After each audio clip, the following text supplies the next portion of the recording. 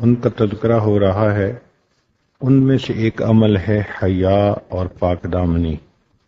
عن ابی ہریرہ رضی اللہ تعالی عنہ، ابو ہریرہ رضی اللہ تعالی عنہ راوی ہیں کہ رسول اللہ صلی اللہ علیہ وسلم نے ارشاد فرمایا، الحیاء من الایمان، کہ حیا ایمان میں سے ہے، والایمان فی الجنہ، اور ایمان جنت میں جانے کا سبب ہے۔ کنز العمال کی روایت ہے۔ اور ایک دوسری حدیث میں ہے کہ جس مرد کو کوئی عورت اپنی طرف متوجہ کرنے کی کوشش کرے اور وہ جواب دے انی اخاف اللہ، میں اللہ سے ڈرتا ہوں، اللہ تعالیٰ اس کو قیامت کے دن اپنے عرش کا سایہ عطا فرمائیں گے۔ قرآن مجید میں ارشاد فرمایا، وَلَا تَقْرَبُوا الزِّنَا، تم زنا کے قریب بھی نہ جاؤ، اِنَّهُ كَانَ فَاحِشَةً وَسَاءَ سَبِيلًا، یہ فحش بات ہے اور برا کام ہے۔ مومن کی زندگی کا مقصد آخرت کی تیاری، کافر کی زندگی کا مقصد لطف اور عیاشی۔ دین اسلام نے حیا کو پسند کیا۔ ایک روایت میں ہے الحیاء شعبۃ من الایمان، حیا ایمان کا شعبہ ہے۔ ایک جگہ فرمایا اذا فاتک الحیاء اعمل ما شئت، جب تجھ سے حیا ختم ہو جائے پھر جو چاہے تو کرتا پھر۔ اس لیے مومن کے اندر حیا بھی ہو اور ایمانی غیرت بھی ہو۔ فرمایا لا ایمان لمن لا غیرت لہ، جس میں غیرت نہیں اس میں ایمان ہی نہیں۔ نبی اسلام نے ارشاد فرمایا انا اغیر ولد آدم واللہ اغیر منی، میں اولاد آدم میں سب سے زیادہ غیور ہوں اور اللہ رب العزت مجھ سے بھی زیادہ غیور۔ سیدہ عائشہ صدیقہ رضی اللہ تعالی عنہا فرماتی ہیں کہ میں نے نبی علیہ الصلوۃ والسلام کی مبارک آنکھوں میں وہ حیا دیکھی جو مدینہ کی کنواری لڑکیوں کی آنکھوں میں بھی مجھے نظر نہ آئی۔ اس لیے دین اسلام نے حیا کی تعلیم دی۔ عورت کو کہا وَقَرْنَ فِي بُيُوتِكُنَّ، کہ تم اپنے گھروں میں رہو۔ ایک اصول بتا دیا کہ عورت گھر کے اندر کی معاملات کو سنبھالے، اگر کوئی شرعی تقاضا ہو تب گھر سے باہر آئے، اور باہر آنے کے لیے بھی محرم ساتھ ہو اور خود پردے میں ہو۔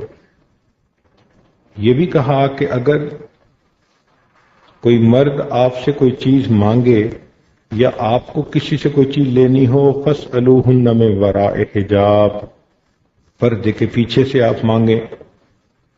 ذَلِكَ أَطْهَرُ لِقُلُوبِكُمْ وَقُلُوبِهِنَّ، تمہارے دلوں کے لیے اور ان مردوں کے دلوں کے لیے بھی یہی بہتر ہے۔ اور پھر یہ بھی فرمایا کہ قُل لِّلْمُؤْمِنِينَ يُغُضُّوا مِنْ أَبْصَارِهِمْ وَيَحْفَظُوا فُرُوجَهُمْ، ایمان والوں سے کہہ دیجئے اپنی نگاہیں نیچی رکھیں اور اپنی عزت کی حفاظت کریں۔ مفسرین نے لکھا کہ جو آنکھوں کی حفاظت کرے گا یہ ابتدا ہے، وہ اپنی عزت و ناموس کی بھی حفاظت کر سکے گا، اور جس کی آنکھیں بے باک ہو جائیں گی اس کی عزت کا پردہ بھی چاک ہو جائے گا۔ اسی لیے اللہ تعالیٰ نے آنکھ کا پردہ چھوٹا بنایا تاکہ غیر محرم سامنے آئے تو جلدی بند ہو سکے۔ دین اسلام نے عورت کو کہا کہ تم غیر مرد سے اپنے آپ کو چھپا لو۔ اس کی مثال ایسے ہے کہ جس آدمی کے پاس جیب میں $10,000 ہوں وہ جیب کتروں سے ہوشیار رہتا ہے۔ جس گھر کے اندر $50,000 ہوں ضرورت کے تحت وہ چور اچکوں سے بہت محتاط رہتے ہیں کہ کوئی آدمی ہمارے مال پر ہاتھ نہ صاف کر لے۔ اسی طرح عورت کے پاس عزت و ناموس ایک قیمتی چیز ہے۔ شریعت نے کہا کہ تم غیر محرم مردوں سے اپنے آپ کو چھپاؤ۔ ایک آدمی پردے کے بڑا خلاف تھا اور کہتا تھا کہ مجھے اس کی کوئی لاجک سمجھ نہیں آتی۔ اب ایک دن گوشت لے کے آ رہا تھا بازار سے اور چاہتا تھا کہ اپنے گھر جلدی پہنچائے تاکہ بیوی اس گوشت کو پکائے، تو اس نے اس گوشت کو تھیلے کے اندر چھپایا ہوا تھا۔ ایک بندے نے کہا کہ اس کو تم پلیٹ میں ڈالو اور پلیٹ اپنے سر پہ رکھ کر اس کو لے کے جاؤ۔ کہنے لگا کیوں؟ اگر میں نے ایسا کیا تو کوے اور پرندے میرے اس گوشت کو اچک کے لے جائیں گے۔ اس نے کہا 1 کلو کے گوشت کی اتنی فکر ہے، اور یہ جو تمہارا 70 کلو کا گوشت ہے تمہاری بیوی یہ بے پردہ باہر پھرے گی تو اس کو کوے نہیں اچک کے لے جائیں گے۔ تو تب اس کو بات سمجھ میں آئی کہ دنیا کا دستور ہے کہ قیمتی چیز کو چھپا کے رکھا جاتا ہے۔ عورتیں اپنے دلوں میں جھانک کے دیکھیں، ان کا ایک ہوتا ہے جیولری باکس جس میں یہ اپنے زیورات رکھتی ہیں۔ کبھی انہوں نے اس کو ڈرائنگ روم میں لا کے رکھا کہ جی اس کو چھپا کے رکھنے کی کیا ضرورت ہے؟ ان کو اچھی طرح پتا ہوتا ہے کام کرنے والے مرد عورتیں جس کی بھی نظر جیولری پہ پڑے گی سب اس کو چوری کریں گے۔ تو اگر سونا چاندی مال ہم دوسروں سے چھپا کے رکھتے ہیں صرف اس لیے کہ وہ اس کو چوری نہ کیا جا سکے، تو عورت کو بھی شریعت نے کہا کہ تم اپنے آپ کو غیر مرد سے چھپا کے رکھو تاکہ تمہارے اوپر تمہاری عزت پر حملہ نہ کیا جا سکے۔ شریعت نے کہا کہ عورتیں اپنے بالوں کو بھی ایسی جگہ نہ ڈالیں جہاں پر غیر محرم اسے دیکھ سکے۔ عورت ایسے برتن میں نہ کھائے جس میں غیر محرم مرد نے کھایا ہو۔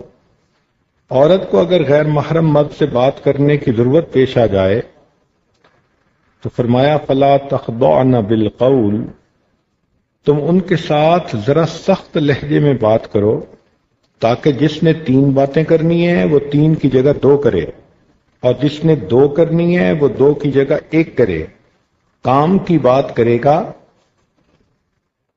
اور اگر تم اپنی آواز میں نرمی پیدا کرو گی تو پھر فَيَطْمَعَ الَّذِي فِي قَلْبِهِ مَرَضٌ، اس بندے کے دل کے اندر مرض پیدا ہوگی، وہ چاہے گا کہ تمہیں دیکھے اور پھر دیکھنے کے بعد چاہے گا کہ تمہیں اپنے پاس رکھے،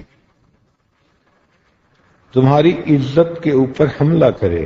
اس لیے شریعت نے کہا کہ عورتیں بے پردہ گھروں سے باہر نہ نکلیں۔ اگر راستے میں چلنا ہو تو درمیان میں نہ چلیں، سائیڈ پہ چلیں، چلنے کا انداز مناسب ہو، پھیلنے والی خوشبو نہ لگائیں۔ بعض عورتیں ایسے کپڑے پہن کے نکلتی ہیں کہ کپڑوں کے باوجود ان کے جسم کے ایک ایک عضو کا صحیح پتہ چلتا ہے۔ فرمایا رب قاسیۃ عاریات یوم القیامہ، قیامت کے دن یہ یوں کپڑے پہن کے نکلنے والی عورتیں یہ ننگی ہی سمجھی جائیں گی۔ اسی لیے قیامت کے دن بے پردہ عورت کو فرشتے بے لباس ننگا کر کے جہنم میں ڈالیں گے، یہ صرف اس کے اس گناہ کی وجہ سے اس کو سزا ملے گی۔ حدیث پاک میں ہے کہ بے پردہ عورت جب تک گھر نہ لوٹ کر آئے اللہ کے فرشتے اس پر لعنت کرتے رہتے ہیں۔ گھر کے اندر رہے تو رشتہ دار جو غیر محرم ہیں ان سے بھی اپنے آپ کو چھپائے، حتیٰ کہ اگر محرم رشتہ دار ہوں مگر فاسق و فاجر ہوں تو شریعت نے کہا تم ان سے بھی بچ کے رہو، ایسے کاموں سے بچو جو تمہیں بے پردہ ہونے پہ مجبور کریں۔ موسیقی کو شریعت نے اس لیے منع کیا کہ حدیث پاک میں آتا ہے کہ موسیقی انسان کے اندر زنا کی خواہش کو اس طرح پیدا کرتی ہے جس طرح بارش کے برسنے سے زمین کے اندر سبزے کی پیداوار ہوتی ہے۔ حضرت عبداللہ ابن ام مکتوم نابینا تھے، وہ گھر میں تشریف لائے نبی علیہ السلام کے، تو نبی علیہ السلام نے اپنی ازواج مطہرات سے فرمایا کہ تم اس سے پردہ کرو۔ انہوں نے کہا اے اللہ کے نبی، وہ تو نابینا ہے۔ فرمایا وہ تو نابینا ہیں، تم تو نابینا نہیں ہو نا۔ شادی شدہ عورت کو کہا کہ تم اپنے خامد کی تنہائی کی باتیں دوسروں کو مت بتاؤ۔ شریعت نے حکم دیا کہ جب بھی لڑکی کے جوڑ کا خامد مل جائے تو نکاح کرنے میں جلدی کرو۔ تو اب ان تمام باتوں سے یہ بات سمجھ میں آتی ہے کہ دین اسلام نے حیا کو پسند کیا اور عورت کو کہا کہ تم اپنی عزت و ناموس کی حفاظت رکھو۔ اب اس چیز کی گہرائی میں ذرا جائیں کہ آخر شریعت نے یہ پابندی کیوں لگائی۔ اس کی وجہ یہ ہے کہ شریعت نے ہمیشہ کمزور کا خیال رکھا، عورت کی ہمیشہ شریعت نے فیور کی، اس کو پروٹیکشن دی، عورت کو فیور دی تاکہ اس کی مجبوری، اس کی کمزوری سے فائدہ اٹھا کر کوئی اس کو کھلونا نہ بنا سکے۔ شریعت نے مرد کو کہا کہ تم کسی عورت کو قریب کرنا چاہتے ہو تو تم اسے بیوی کی حیثیت سے قریب کر سکتے ہو۔ بیوی کی حیثیت سے تمہیں مجمع کے اندر نکاح کرنا پڑے گا، حق مہر دینا پڑے گا، اپنے گھر میں رکھو گے تو اس کو نان نفقہ دینا پڑے گا، اس کی ضروریات پوری کرنی پڑیں گی، اگر اس کی اولاد ہوئی تو اولاد کی بھی پرورش کرنی پڑے گی، اور جب تم مرو گے تو تمہاری میراث میں اس عورت کا حصہ ہوگا۔ اب دیکھیے شریعت نے اس عورت کو کتنی پروٹیکشن دی تاکہ عورت زندگی میں کبھی بھی بے سہارا نہ بنے۔ اس لیے شریعت نے عورت کو پوری زندگی کمانے کا حکم نہیں دیا۔ یہ بیٹی ہے تو باپ کے ذریعے اس کی نان نفقہ، بہن ہے تو بھائی کے ذریعے، بیوی ہے تو خامد کے ذمے، ماں ہے تو اولاد کے ذمے۔ اس لیے کہ اگر شریعت عورت کو کہتی کہ تم کماؤ اور کھاؤ تو اس بیچاری کو تو پھر لوگوں کی منتیں کرنی پڑتی، جی مجھے جاب دے دیجئے، اپنے باس کو خوش رکھنا پڑتا، اور صاف ظاہر ہے کہ لوگ اس کی مجبوری سے فائدہ اٹھاتے۔ تو دین اسلام کا یہ حسن ہے کہ اس نے عورت کو مجبور نہیں ہونے دیا۔ مرد کو کہا کہ تم عورت کو قریب کرنا چاہتے ہو تو اس کی ذمہ داری اٹھاؤ۔ چنانچہ جس ماحول میں نکاح کا قانون نہیں، وہاں پر اگر آپ دیکھیں تو عورت اس قدر مظلومہ ہے کہ واقعات سن سن کر حیرانی ہوتی ہے۔ کفر کے معاشرے میں ازدواجی زندگی کا تصور ہی ختم ہوتا جا رہا ہے، اس لیے کہ وہاں ڈائیورس ریٹ ہی 90% سے زیادہ۔ تو اب وہاں کے مردوں نے عورتوں سے لیو ٹوگیدر والا کام شروع کر دیا۔ ایک مہینہ اس کے ساتھ رہ رہے ہیں، پھر اپنا بریف کیس اٹھایا دوسرے کے ساتھ، پھر تیسری کے ساتھ۔ مجھے ایک مرتبہ یورپ کے ایک کالج میں بیان کرنے کا موقع ملا تو مجھ سے کسی نے سوال کیا جی کہ اسلام 4 شادیوں کی اجازت کیوں دیتا ہے؟ میں نے اس سے کاؤنٹر کوسچن کیا کہ آپ یہ بتاؤ کہ آپ کے ماحول میں ایک نوجوان شادی کرنے سے پہلے کتنی لڑکیوں کے ساتھ جسمانی تعلق قائم کرتا ہے؟ بھری کلاس کے سامنے اس لڑکے نے ہنس کر کہا کہ not less than 100۔ اب آپ سوچئے کہ جس ماحول میں شادی کرنے سے پہلے 100 سے زیادہ لڑکیوں کے ساتھ وہ جسمانی تعلق قائم کرتا ہے، اور پھر اگر شادی کرتا بھی ہے تو ڈائیورس ریٹ more than 90% ہے، تو وہاں تو عورت کھلونا بن گئی۔ چنانچہ جتنی مجبور اور بے سہارا عورت اس ماحول میں ہے، ترس آتا ہے، حیرت ہوتی ہے۔ اپنے ساتھ جو واقعات پیش آئے وہ سناتا ہوں تاکہ بات پکی ہو۔ ایک انجینئر صاحب تھے، پروجیکٹ کے لیے اپنے ملک سے آئے تو دسترخوان پہ کھانا کھاتے ہوئے ایک انجینئر نے اس سے مذاق کیا کہ تمہیں تو 1 مہینہ ہو گیا، بتاؤ پیچھے بیوی کا کیا حال ہے؟ تو اس نے مسکرا کے اسے جواب دیا کہ womens are like buses, if you miss one take another one, کہ عورتوں کی مثال بسوں کی مانند ہے، ایک مس ہو جائے تو تم پھر دوسری لے لیا کرو۔ اب جہاں مرد کی سائیکی یہ ہو کہ عورت کی یہ ویلیو ہے، آپ سوچیں وہاں عورت کس قدر مظلومہ اور بے سہارا ہوگی۔ ایک انگریز انجینئر کے ساتھ کام کرنے کا موقع ملا، اس کی عمر 52 سال تھی۔ کام کے دوران وہ مجھ سے پوچھنے لگا کہ آپ کے کتنے بچے ہیں؟ میں نے بتایا کہ اتنے۔ پھر پوچھا کہ آپ کے کتنے بچے ہیں؟ کہنے لگا نہیں میرا تو کوئی بھی نہیں، میں نے شادی بھی نہیں کی۔ اب وہ مینیجریل رینک کا بندہ، لکھا پڑھا سمجھدار ریسپانسبل آدمی تھا۔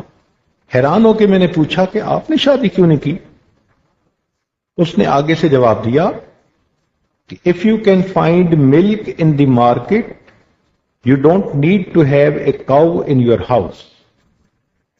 کہ اگر آپ کو مارکیٹ میں دودھ آسانی سے مل سکتا ہے تو گھر میں گائے پالنے کی آپ کو کیا ضرورت ہے؟ جس ماحول میں بیوی کا تصور یہ ہو، عورت کا تصور مرد کے اندر یہ ہو، تو آپ سوچیں کہ وہاں عورت کا کیا حال ہوگا۔ چنانچہ اس کفر کے ماحول میں 30 سال کی عمر تک تو عورت کے بڑے چاہنے والے، مگر یہ چاہنے والے صرف اس کی جسم سے فائدہ اٹھانا چاہتے ہیں، اس کو یوز کرنا چاہتے ہیں۔ چند دن ایک استعمال کرتا ہے، پھر جی بھر گیا تو دوسری کی طرف، یہ بیچاری کسی دوسرے کو ڈھونڈتی پھرتی ہے۔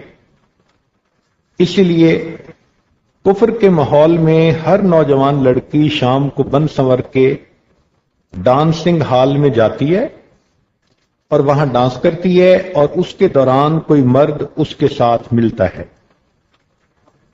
ایک نے چھوڑ دیا تو دوسرے کو ڈھونڈا، تیسرے کو ڈھونڈا۔ پھر جب عورت کی عمر ڈھلنے کی ہو جاتی ہے تو اس وقت اس کی حالت قابل رحم ہوتی ہے، اس کو دیکھنے والا کوئی نہیں ہوتا۔ ہمیں سالوں کفر کے ماحول میں رہنا پڑا، اس نتیجے پر پہنچے کہ 35 سال کے بعد وہاں عورت کو یوزڈ پیپر کی طرح ٹریش کین میں پھینک دیا جاتا ہے۔ کیونکہ مردوں کو نوجوان لڑکیاں میسر ہوتی ہیں، اس لیے اس کا ذمہ دار کوئی بھی نہیں بنتا۔ اب اس عورت کو بچے بھی سنبھالنے ہوتے ہیں، نوکری بھی کرنی ہوتی ہے، اور خود گھر کی گروسری خرید کے اکیلا رہنا بھی پڑتا ہے۔ اتنی پریشان ہوتی ہے وہ عورت کہ 2 بچے ہیں، نوکری پہ جائے تو ان کو کہاں چھوڑے؟ اب جہاں چھوڑے ان کو وہاں پے کرو، پھر نوکری کر کے تھکی ہوئی آتی ہے تو گھر کی صفائی بھی کرو اور گھر کے کھانے بھی خود پکاؤ اور اس کے لیے گروسری بھی خود خرید کے لاؤ۔ بیمار ہے تو کوئی ساتھ دینے والا نہیں، طبیعت ٹھیک نہیں تو کوئی پوچھنے والا نہیں۔ تو اکیلا پن اور کام اتنے کہ عورت اس چکی میں پس جاتی ہے۔ ذرا بڑے ہوتے ہیں بچے تو بچے ماں باپ کو چھوڑ کے چلے جاتے ہیں۔ تو نتیجہ کیا نکلتا ہے کہ عورت کو 40 سال سے اوپر اپنی زندگی اکیلے گزارنی پڑتی ہے۔ اب آپ سوچیں گھر ہو اور عورت اکیلی ہو تو اس کو تو گھر کھانے کو دوڑے گا، کوئی اپنا نہیں، نہ خوشی شیئر کر سکتی ہے نہ غم شیئر کر سکتی ہے، مصیبت ہے، پریشانی ہے، کوئی ساتھ دینے والا نہیں۔ تو اس عورت کے لیے نہ کوئی پروٹیکشن ہوتی ہے نہ اس کے لیے سہارا ہوتا ہے۔ चुनाचे कुफ्र के माहौल में ओल्ड एज हाउसेस बना दिए जाते हैं। ऐसी बेसहारा औरतें वहां जाती हैं, वहां सारे ही बूढ़े, और ये बाकी जिंदगी वहां गुजारती है। अमेरिका में एक दफा सफर करते हुए एक अंग्रेज औरत ने आकर पूछा कि आप मुसलमान हैं? कहा जी। कहने लगी मैंने सुना है कि मुसलमान वादे के बड़े पक्के होते हैं। कहा जी। कहने लगी आप मेरे साथ वादा करते हो? पूछा क्या वादा? कहने लगी कि मैं अपने घर में रहती हूं और अकेली होती हूं, मेरे 3 बच्चे हैं लेकिन सब जवान हो गए और वो मुझे छोड़ के चले गए। खामिन ने बहुत पहले छोड़ दिया था। अब अकेला रह रह के मैं नफ्सियाती मरीजा बन गई हूं। आप मेरे ऊपर ये एहसान करें, वादा करें, अब जहां कहीं भी हों आप मुझे 1 मिनट के लिए टेलीफोन करके सिर्फ ये पूछ लिया करें कि आप खैरियत से हैं। पूछा कि आखिर क्यों? उसने कहा कि मुझे सारे दिन इंतजार रहेगी कि किसी का फोन आएगा और वो मुझसे इतना पूछेगा कि हाउ आर यू, आप कैसी हैं। आप अंदाजा कीजिए कि औरत इतने से लफ्ज सुनने के लिए तरस रही है। उसकी औलाद भी है, उसको कहने वाला कोई नहीं, फैमिली सिस्टम वहां है नहीं। अब उस औरत का अंदाजा लगाएं कि जो पूरा पूरा साल अपने बच्चों की शक्ल नहीं देख सकती। चुनाचे एक औरत ने बेटे पे मुकदमा किया कि मेरा शौहर ने मुझे छोड़ दिया, ये जवान बेटा मेरे साथ रहता है, इसने कुत्ता पाला हुआ है, ये कुत्ते को खिलाता है, पिलाता है, लेके जाता है सैर के लिए, 3 घंटे ये कुत्ते के साथ गुजारता है। मैं इसकी मां हूं और ये 5 मिनट के लिए मेरे पास नहीं आता। अदालत मेरे बच्चे को कहे कि रोजाना 5 मिनट मुझे चेहरा दिखा दिया करे, आखिर मैं मां हूं। अदालत ने मकामी कानून के तहत फैसला किया कि बच्चे की उम्र चूंकि 16 साल से ज्यादा हो गई, लिहाजा मां उसके लिए जिम्मेदारी नहीं। अगर मां को परेशानी है तो वो ओल्ड एज हाउस में चली जाए। रह गई बात कुत्ते की, तो चूंकि इस बच्चे ने कुत्ते को पाला, लिहाजा 3 घंटे लगे या 5 घंटे लगे, इसको कुत्ते की खिदमत करनी पड़ेगी। अब जिस माहौल में कुत्ते की खिदमत तो बच्चे की जिम्मेदारी बनती है और मां की खिदमत बच्चे की जिम्मेदारी नहीं बनती, गोया दूसरे लफ्जों में उस माहौल में मां की हैसियत कुतिया किसी भी नहीं है। ये असल वजह है कि दीन इस्लाम ने हया को क्यों पसंद किया। फरमाया कि तुम औरत को करीब करना चाहते हो तो जिम्मेदारी उठाओ, उसे ओन करो। चुनाचे हमारे माहौल में जब शादी होती है तो खामिद अपनी बीवी की तमाम जिम्मेदारियों को पूरा करता है। फिर औलाद होती है तो औलाद के खर्चे खुद उठाता है, और औलाद को शरीयत ने कहा कि तुम मां बाप की खिदमत करो। हमारे माहौल में औरत जितनी बूढ़ी होती है घर में उसकी अहमियत बढ़ती जाती है। शरीयत ने कहा अल जन्नत तहत अक़दाम उम्महातिकुम, जन्नत तुम्हारी मां के कदमों के नीचे। अब सोचिए कि एक दीन इस्लाम है जिसने औरत को बुढ़ापे के अंदर भी ऐसी इज्जत दी कि कहा बच्चों को कि इसकी खिदमत करोगे तो इसके कदमों के नीचे तुम्हें जन्नत मिलेगी। मां की दुआ, जन्नत की हवा।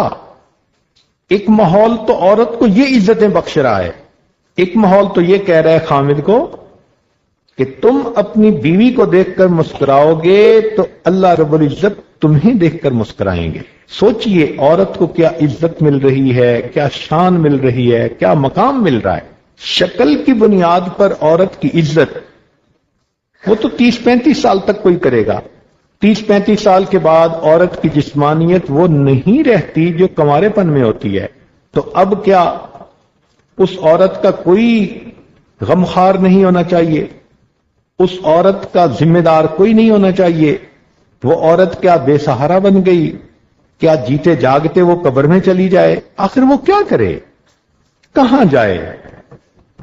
تو یہ دو زندگی گزارنے کے نظام ہیں، ایک کفر کا نظام جو بے حیائی کو پسند کرتا ہے، ایک دین اسلام کا نظام جو حیا کو پسند کرتا ہے۔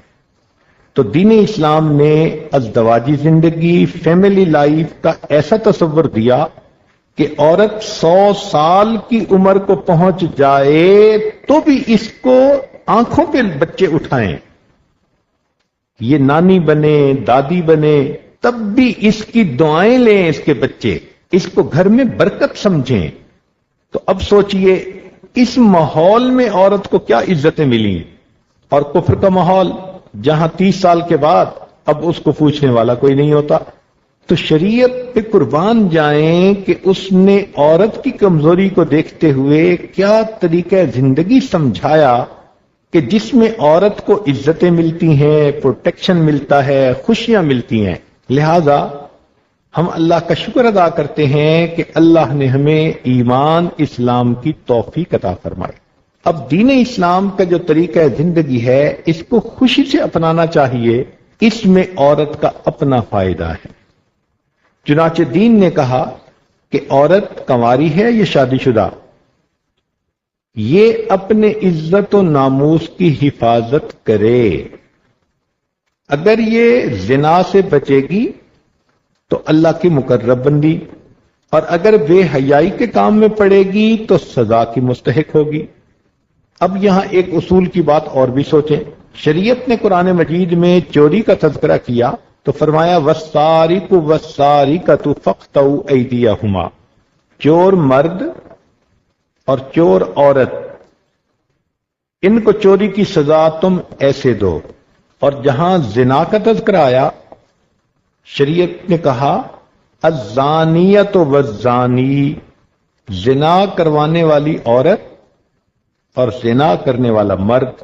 یہاں عورت کا تذکرہ پہلے کیا، وجہ کیا تھی کہ مرد کی مردانگی سے یہ بعید ہے کہ وہ چوری کرے، وہاں اس کا تذکرہ پہلے، اور عورت کی حیا سے یہ بعید ہے کہ وہ زنا کی مرتکب ہو، اس لیے زنا کے معاملے میں مین کردار عورت کا ہوتا ہے۔ چنانچہ عورت اگر مضبوط ہو اور وہ کسی غیر مرد کو اپنے قریب نہ آنے دے تو کوشش کے باوجود بھی غیر مرد اس کے قریب نہیں آ سکتا۔ زنا ہوتا ہی تب ہے جب عورت خود اندر سے کمزور ہوتی ہے اور ڈھیلی پڑ جاتی ہے۔ تو شریعت نے کہا کہ مرد کو بھی حیا کرنا چاہیے، لیکن عورت سے حیا اور زیادہ بہتر ہے، کیونکہ اس کی فطرت میں عورت نے شرم اور حیا رکھ دی۔ تو اس لیے شریعت نے کہا کہ زنا کبیرہ گناہ ہے، فرمایا کہ غیر مرد کو دیکھنا آنکھوں کا زنا، اس سے باتیں کرنا کانوں کا زنا، ہاتھ لگانا ہاتھ کا زنا، اور اپنی سیکشول ضرورت کو پورا کرنا یہ مکمل زنا۔ تو شریعت نے ان تمام چیزوں سے منع کر دیا، اور اسی میں ہمارا فائدہ اور اسی میں ہماری نجات ہے کہ ہم شریعت کے حکم کے مطابق اپنی زندگی گزاریں۔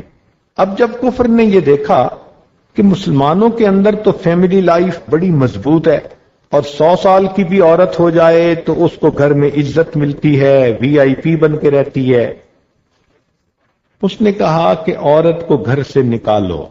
چنانچہ گھر سے نکالنے کی لاجک کیا بنائی کہ جی عورت کو مرد کے کندھوں سے کندھے ملا کے کام کرنے چاہیے۔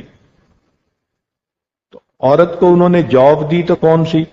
کہیں پر جہاز میں کھانے پیش کر رہی ہے، خادمہ والا کام ہی ہے نا، کہیں دفتروں میں سیکٹری بن کے بیٹھی ہے، تو کام بھی ملے تو اس کو معمولی ڈیسیژن میکنگ جتنی بڑی جابز ہوتی ہیں، مینیجریل جابز ہوتی ہیں، سب مردوں کے پاس۔ تو گھر سے بھی باہر نکالا اور اس کو وہ مقام بھی نہ دیا۔ نتیجہ کیا نکلا کہ عورت جب بے سہارا ہو گئی تو مردوں کے ہاتھ میں کھلونا بن گئی۔ شریعت نے کہا کہ نہیں، عورت بے جان نہیں، اس کے احساسات ہیں، یہ جاندار ہے، اس کو عزت ملنی چاہیے۔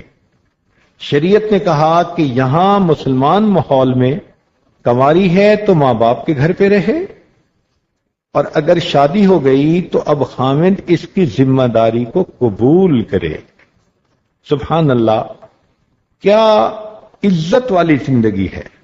چنانچہ دین اسلام نے ایسے تمام کاموں سے منع کیا جس میں کہ کوئی مرد کسی عورت کی عزت پہ حملہ کر سکے۔ پردے کا حکم دیا، دور رہنے کا حکم دیا، بات کرتے ہوئے سخت لہجے میں بات کرنے کا حکم دیا، تو تمام وہ احکام دے دیے جس سے کہ کوئی دل میں روگ رکھنے والا مرد اپنے برے ارادوں کو پورا نہ کر سکے۔ اب نوجوان مسلمان بچیوں کو بھی چاہیے کہ شریعت کی ان باتوں پر عمل کرے۔ کفر نے مسلمان بچیوں کے اندر بے حیائی پیدا کرنے کے لیے بڑی کوششیں کی، چنانچہ اس نے ٹیکنالوجی کو یوز کیا۔ ایک وقت تھا جب صرف ریڈیو ہوا کرتا تھا، لوگ سمجھتے تھے کہ جی ریڈیو کے اوپر جو گانے ہوتے ہیں یہ بے حیائی پھیلاتے ہیں۔ پھر اس کے بعد ٹیپ آ گئی۔ ٹیپ کا یہ مصیبت کہ جو گانا کسی کو پسند وہ 100 دفعہ سنے، 200 دفعہ سنے۔ لوگوں نے کہا جی بہت بری چیز آ گئی، ٹیپ آ گئی۔ پھر ٹیپ کے بعد ٹیلی ویژن آ گیا کہ غیر محرم عورت کی تصویر سکرین پر نظر آنے لگی، تو لوگوں نے کہا جی یہ بہت بری چیز ہے ٹی وی۔ پھر ٹی وی کے ساتھ ایسی چیز آ گئی کہ جس میں وی سی آر میں فلموں کی کیسٹیں گھروں میں ہو گئیں کہ جب چاہے جو چاہے تم فلم دیکھو۔ لوگوں نے کہا جی کہ وی سی آر تو بہت بری چیز ہے، تو کفر نے اس کے بعد پھر کمپیوٹر کے اوپر انٹرنیٹ کا تصور دے دیا۔ اب انٹرنیٹ جب آیا تو پھر کہا گیا جی اب تو بے حیائی کی حد ہو گئی۔ نوجوان بچی گھر میں بیٹھ کے غیر مردوں کے ساتھ میسیجز کرتی ہے، ای میلز آتی ہیں، تو کفر نے انٹرنیٹ کے اوپر ویڈیو کا سلسلہ بھی شروع کر دیا کہ تاکہ عورت کی تصویر مرد دیکھے اور مرد کی تصویر عورت دیکھے۔ تو لوگوں نے کہا جی اب تو بے حیائی کی انتہا ہو گئی۔ پھر جب کام آگے بڑھا تو اللہ تعالی کی شان کہ تاریخ انسانیت میں اتنی نقصان دہ چیز شیطان کے ہاتھ میں کبھی نہیں آئی جتنی اب اس کے ہاتھ میں آ گئی، اور اس کا نام ہے سیل فون۔ اسی لیے یہ آج سیل فون کو ہیل فون کہتا ہے کہ یہ اکثر نوجوانوں کو جہنم میں لے جانے کا سبب ہوگا۔ ایسی مصیبت ہے، ہوتا بھی چھوٹا سا ہے، چھپانا بھی آسان۔ اور اب تو اگر بچی کو ماں باپ سیل فون نہیں لے کے دیتے تو جنہوں نے ان سے تعلق قائم کرنا ہوتا ہے وہ سیل فون بھی دیتے ہیں، سم بھی دے دیتے ہیں، اور اس میں چارجنگ کے پیسے بھی وہ خود بھرتے ہیں۔ اب دیکھیں کفر نے بے حیائی کے لیے آسانیاں کتنی کر دی۔ لڑکی کو خود کچھ بھی کرنے کی ضرورت نہیں، صرف اپنے پاس اس کو چھپا کے رکھنا ہے۔ اس کے اندر جو بیلنس ہے وہ بھی کوئی اور بھر رہا ہے، اور یہ گھنٹوں باتیں کر رہی ہے۔ تو یہ سیل فون اس قدر خطرناک چیز ہے کہ بہت سارے نوجوان بچے بچیوں کے جہنم میں جانے کا سبب ہے۔ اور حالت یہ، لوگ نمازوں میں کھڑے ہوتے ہیں اور ان کے جیب میں سیل فون کی گھنٹی بج رہی ہوتی ہے۔ ہم لوگ طواف کر رہے تھے، ایک نوجوان سیل فون پر کمنٹری کر رہا تھا۔ اب میں ہجرت پتھ کے قریب سے گزر رہا ہوں، اب میں خانہ کعبہ کے دروازے کے سامنے ہوں، اتنے بندے ہیں، اتنے مرد ہیں، اتنی عورتیں ہیں، گرمی زیادہ ہے، تو میں حیران ہو رہا تھا کہ طواف عبادت ہے، اللہ کے گھر کے سامنے اللہ کی طرف توجہ کرنے کی بجائے یہ شخص اس وقت بھی سیل فون پہ کسی غیر سے بات کر رہا ہے۔ تو اس سیل فون نے نوجوان نسل کو تباہ کرنے کی انتہا کر دی۔ اتنا مجھے اس کے ساتھ دل میں غصہ ہے کہ اگر میں کہوں نا کہ مجھے سیل فون کے ساتھ بغض ہے تو شاید یہ بھی کوئی نرم لفظ ہے۔ حدیث پڑھا کرتے تھے، من احب للہ و ابغض للہ، جس نے اللہ کے لیے محبت کی اور اللہ کے لیے دشمنی کی۔ اب اللہ کے لیے محبت تو سمجھ میں آتی تھی، کہ نیکوں سے، اللہ والوں سے، مسلمان بھائی سے اللہ کے لیے محبت کرنی، لیکن بغض کرنا یہ اتنا کھلتا نہیں تھا ذہن کہ کس سے کریں، کافروں سے کریں، ان کو دعوت کیسے دیں پھر دین کی۔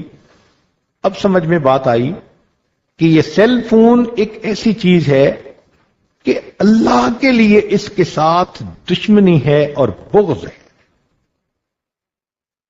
جی یہ چاہتا ہے کہ مسلمان علماء کو چاہیے کہ نوجوان بچیوں کے پاس فون ہاتھ میں رکھنا اس کو منع ہی کر دیا جائے۔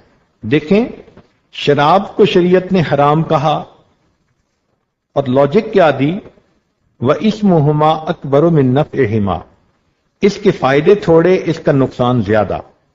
علماء نے ٹی وی کو حرام کہا، لاجک کیا دی، اس کے فائدے تھوڑے اس کے نقصان زیادہ۔ تو سمجھ میں بات تو یہی آتی ہے کہ سیل فون پر بھی یہی علت حکم کی لاگو ہوتی ہے، اس کے فائدے تھوڑے اس کا نقصان زیادہ۔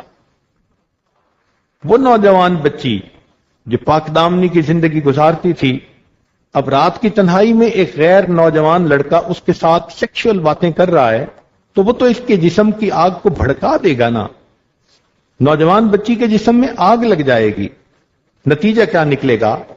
گناہ کرنے کو جی چاہے گا، اور ماں باپ کو عورتیں بچیاں پتہ بھی نہیں چلنے دیتی۔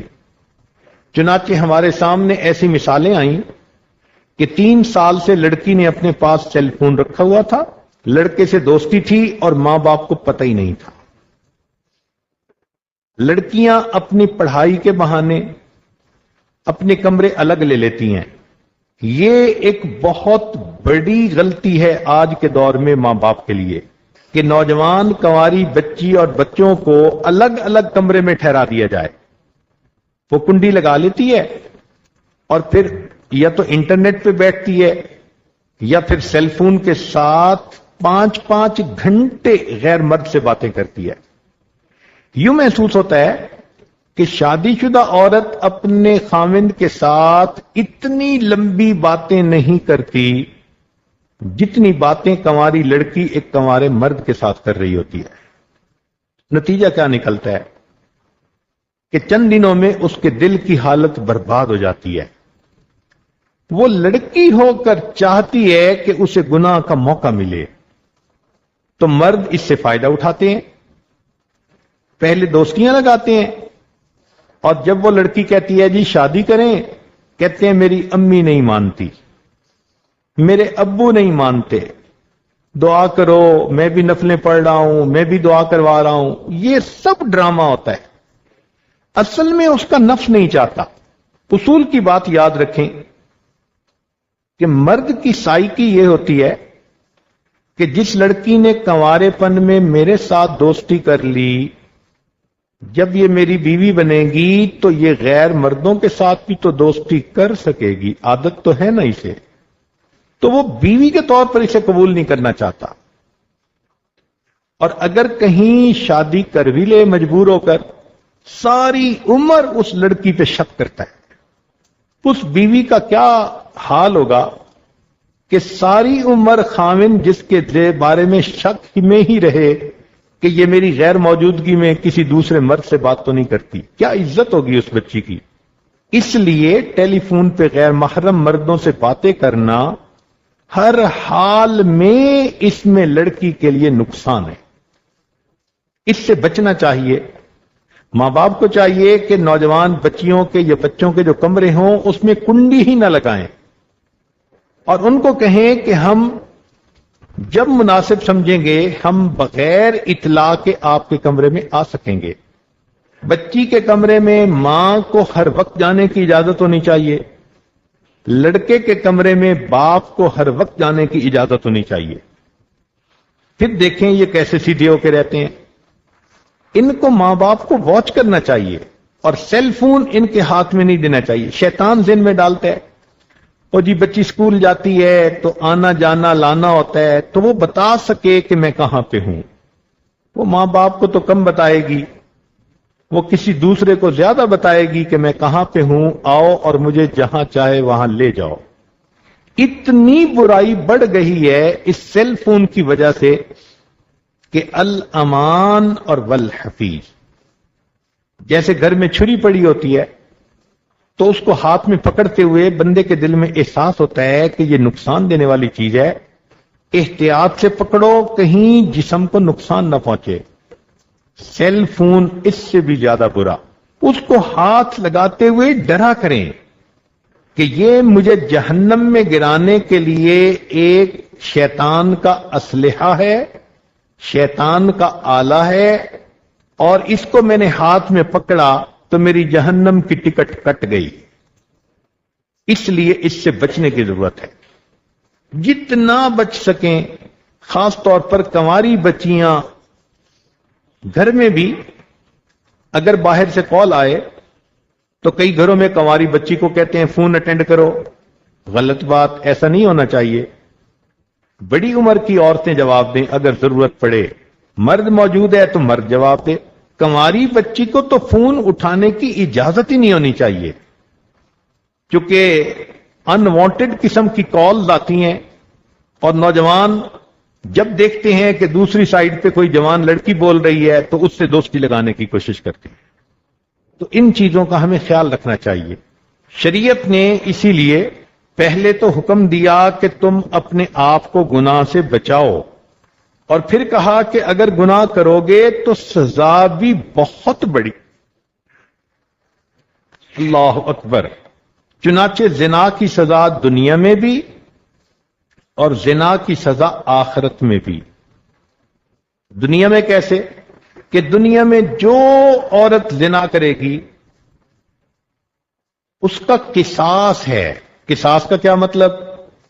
کہ اس کی اولاد میں سے اس کی کوئی نہ کوئی بیٹی ضرور زنا کی مرتکب ہوگی۔ جو مرد زنا کرے گا اس کی اولاد میں سے کوئی نہ کوئی زنا کا مرتکب ہوگا۔ چنانچہ ایک حدیث مبارکہ میں ہے کہ جو شخص زنا کرے گا اس کے گھر کے کسی نہ کسی فرد سے زنا کیا جائے گا، اگرچہ گھر کی دیواروں کے ساتھ کیوں نہ ہو۔ تو آج اگر کوئی مرد زنا کا مرتکب ہوتا ہے تو اسے سوچنا چاہیے کہ اب اس کے بدلے یا میری بیوی زنا کرے گی، یا بہن کرے گی، یا بیٹی کرے گی، میرے اپنے گھر میں یہی عمل ہوگا۔ یہ طے شدہ بات ہے، اور اس پر ہم نے اپنی کتاب میں کتنے واقعات لکھے ہیں۔ تو یہ تو ہوئی دنیا کی ذلت۔ کیا کوئی ماں چاہتی ہے کہ اس کی بیٹی اس کی مرتکب ہو؟ سوچیں نا، جس چھوٹی بچی کو آپ اتنی محبت سے پال رہی ہیں، آپ نیک دیکھنا چاہتی ہیں، دیندار دیکھنا چاہتی ہیں، اب یہ بچی اگر کل کو اپنی عزت کے سودے کرے گی تو آپ کو کتنا دکھ ملے گا۔ اس کو آپ بچا سکتی ہیں اگر آپ خود پاک دامنی کی زندگی گزاریں۔ تو دنیا کی سزا تو یہ ہوئی، اور دوسری سزا یہ کہ گو زنا مرد کرتا ہے عورت کے ساتھ، مگر ہمیشہ بے عزتی عورت کی ہوتی ہے۔ مرد کا حصہ برابر کا ہوتا ہے، لیکن لڑکے کو اتنا برا نہیں کہا جاتا جتنا لڑکی کو برا کہا جاتا۔ اب اگر بات کھل جائے تو ماں باپ کسی کو چہرہ دکھانے کے قابل نہیں ہوتے، تو نوجوان بچی کی اس غلطی کی وجہ سے پورے گھر کی عزت برباد ہو جاتی ہے، اور پھر اس لڑکی کو اپنانے والا کوئی نہیں ہوتا کہ یہ بد کردار لڑکی ہے۔ عورت کی ہر غلطی معاف ہو سکتی ہے، عورت کے کریکٹر اگر خراب ہو تو مرد اس کی اس غلطی کو کبھی معاف نہیں کرتا۔ تو ذلت کی زندگی پھر کیا گزارنی؟ تو یہ تو دنیا کے نقصان ہوئے، اور آخرت کے نقصان کیا؟ اللہ اکبر۔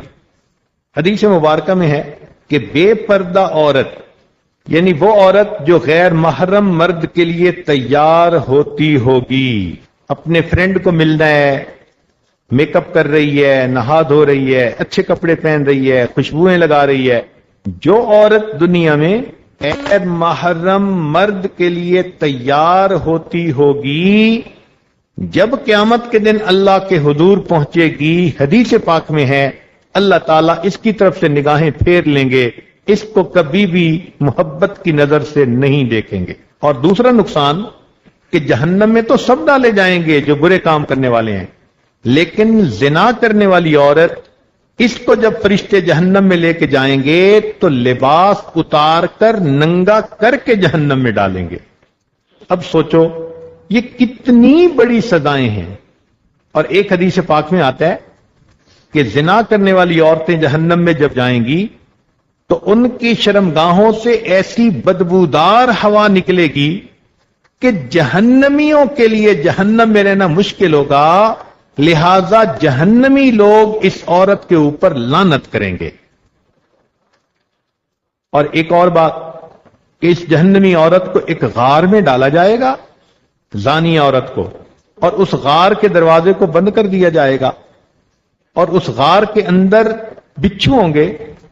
وہ بچھو اس عورت کے جسم پر اس طرح بیٹھیں گے جیسے شہد کے چھتے پر شہد کی مکھیاں بیٹھتی ہیں، اور اتنے بچھو ایک وقت میں اس عورت کو ڈسیں گے، اور اس کے جسم کے اندر اتنی تکلیف ہوگی۔ کیوں؟ کہ اس عورت نے ایسا گناہ کیا کہ اس کے جسم کے ایک ایک ٹشو نے اس کا مزہ پایا تھا، آج اس کے ایک ایک ٹشو کو زہر کی سزا دی جائے گی۔ اللہ اکبر کبیرہ۔ آج تو کانٹا بھی چبھ جائے تو عورت چیخ مارتی ہے، جہاں ہزاروں لاکھوں بچھو اس کے اوپر مسلط ہوں گے تو سوچیں وہاں اس عورت کا کیا حال ہوگا۔ اب تو گھبرا کے یہ کہتے ہیں کہ مر جائیں گے، مر کے بھی چین نہ پایا تو کدھر جائیں گے۔ اس لیے شریعت نے کہا کہ جو عورت اپنی عزت کی حفاظت کرتی ہے اس کو اللہ رب العزت قیامت کے دن مجاہدہ کا درجہ عطا فرمائیں گے، عرش کا سایہ عطا فرمائیں گے۔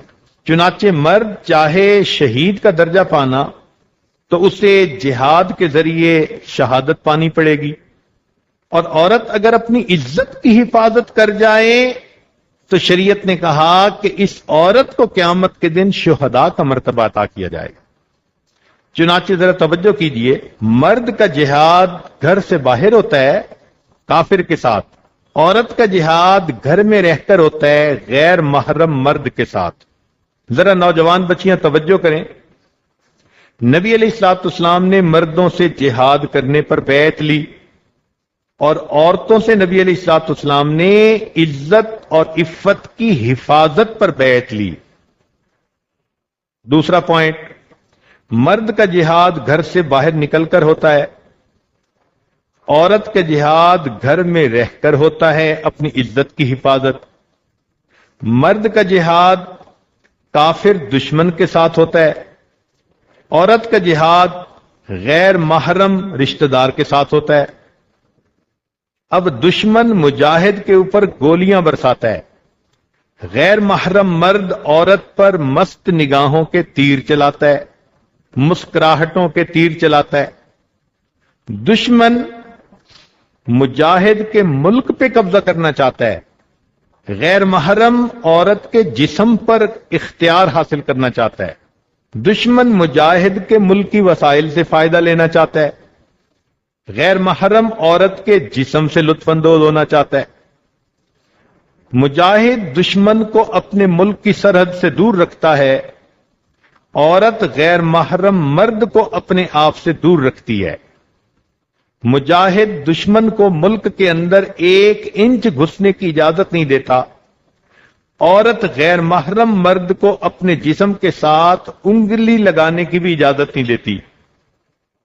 مجاہد دشمن پر کبھی اعتماد نہیں کرتا، عورت غیر محرم مرد پر کبھی اعتماد نہیں کرتی۔ مجاہد مورچے میں رہ کر اپنا دفاع کرتا ہے، عورت گھر کی 4 دیواری میں رہ کر اپنا دفاع کرتی ہے۔ مجاہد سمجھتا ہے کہ دشمن نے مجھے دیکھ لیا تو میری جان کا خطرہ، عورت سمجھتی ہے کہ غیر محرم مرد نے مجھے دیکھ لیا تو میری عزت آبرو کا خطرہ۔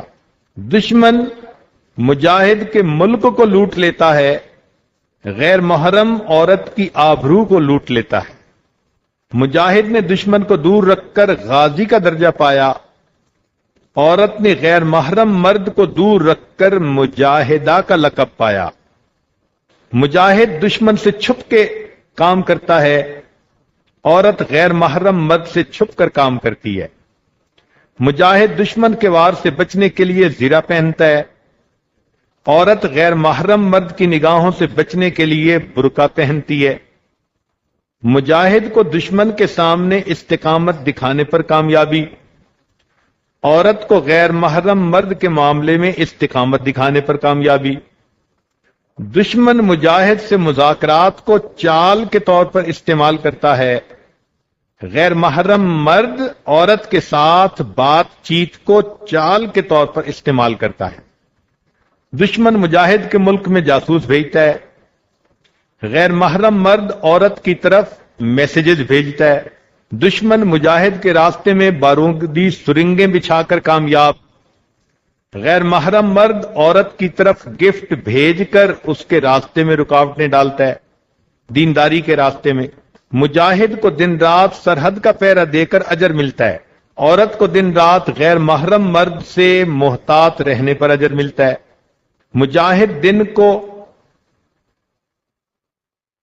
مجاہد اپنے دشمن کو اپنی کمزوری کا پتہ نہیں چلنے دیتا، عورت پردے کے ذریعے غیر محرم مرد کو اپنے حسن و جمال کا پتہ نہیں چلنے دیتی۔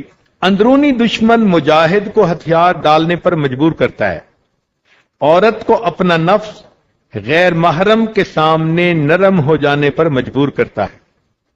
مجاہد کو جہاد اللہ کا قرب عطا کرتا ہے، عورت کو پاک دامنی اللہ کا قرب عطا کرتی ہے۔ مجاہد کو دشمن سے خطرہ ہو تو مومن دوست سے مدد ملتی ہے، عورت کو غیر محرم مرد سے خطرہ ہو تو اپنے محرم مردوں سے مدد ملتی ہے۔ مجاہد کو چاہیے کہ دشمن کے حملے کا دندان شکن جواب دے، عورت کو چاہیے کہ غیر محرم کی بات کا منہ توڑ جواب دے۔ مجاہد کو اپنے ملک کی حفاظت کرنے سے محبت ہوتی ہے، عورت کو اپنی عزت و ناموس کی حفاظت کرنے سے محبت ہوتی ہے۔ مجاہد کی دعائیں اللہ کے ہاں قبول ہوتی ہیں، پاک دامن عورت کی دعائیں اللہ کے ہاں قبول ہوتی ہیں۔ مجاہد کو اندرونی دشمن سے زیادہ خطرہ ہوتا ہے، عورت کو رشتہ دار غیر محرم سے زیادہ خطرہ ہوتا ہے۔ مجاہد ملک کی حفاظت کرتے مرا تو شہید ہوگا، عورت اپنی عزت کی حفاظت کرتے مری تو شہید ہوگی۔ مجاہد کو چاہیے کہ اپنی کامیابی کے لیے اللہ سے دعا مانگے، عورت کو چاہیے اپنی عزت و ناموس کی حفاظت کے لیے اپنے اللہ سے دعا مانگے۔ تو یہ 30 پوائنٹ ہیں کہ جس طرح مرد کو جہاد پر اللہ نے اجر دیا، عورت گھر رہتے ہوئے اگر اپنی عزت کی حفاظت کرے تو اللہ تعالیٰ اس کو بھی قیامت کے دن مجاہدہ کا رتبہ عطا فرمائیں گے۔ لہذا یہ وہ گناہ ہے کہ جس سے اپنے آپ کو بچانا چاہیے۔ لمحوں نے خطائیں کی، صدیوں نے سزا پائی، چند لمحوں کی خطا کی خاطر ہمیشہ کے لیے جہنم میں جلنا، یہ کہاں کی عقل مندی ہے؟ اس لیے بچیوں کو چاہیے کہ وہ چٹان بن جائیں۔ دیکھیں جو ہلکی چیزیں ہوتی ہیں وہ پانی کے ساتھ بہہ جاتی ہیں، پتا ہے، کاغذ ہے، لکڑی ہے، یہ پانی کے ساتھ بہتی ہیں۔ جو چٹانیں ہوتی ہیں وہ پانی کے ساتھ بہتی نہیں ہیں، وہ تو پانی کا رخ موڑتی ہیں۔ تو عورت کو چاہیے کہ چٹان بن جائے، کوئی ان کو گناہ کی طرف مائل کرنا بھی چاہے تو وہ اس کے رخ کو موڑ دیں۔ یاد کرتا ہے زمانہ ان انسانوں کو، روک دیتے ہیں جو بڑھتے ہوئے طوفانوں کو۔ اللہ تعالی ہماری بچیوں کی عزتوں کی حفاظت فرمائے، ان کو روگ پالنے سے اللہ تعالی محفوظ فرمائے، چند لمحوں کی غلطی کی خاطر اپنے ماں باپ کی عزت کو خاک میں ملانے سے اللہ محفوظ فرمائے، اور دھوکہ دینے والوں کو دوست سمجھنا اللہ اس غلطی سے بھی محفوظ فرمائے۔ اس کا ایک آسان طریقہ کہ عورت ذکر اذکار کرے، عبادات کرے، اپنے دل و دماغ کو گناہوں سے بچا کر اللہ کی طرف لگائے۔ کل سے یہ پیغام آ رہے ہیں کہ بہت ساری